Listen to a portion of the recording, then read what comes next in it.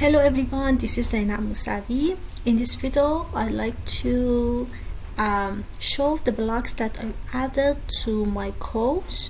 For adding blocks to your course, first you need to turn editing on and then click on add a block, and you can see a list of blocks here.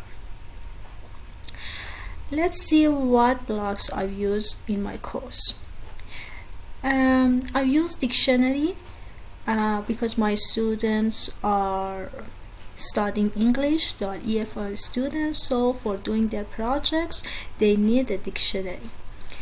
And upcoming events, especially this block is great for courses that they have meeting with their teachers, so easily they can see the future events.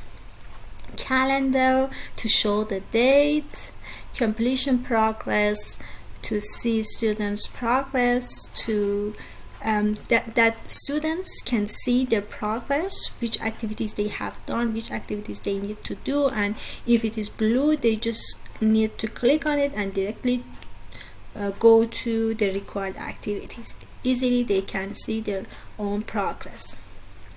Then sharing card, I've added to share the activities with other sections, to use different the same activities for different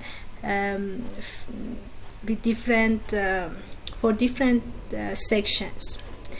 Then online users, I can see online students, latest badges to motivate students, to motivate them more, and to be able to see the latest badge that they have received. I've added this one. Thank you so much.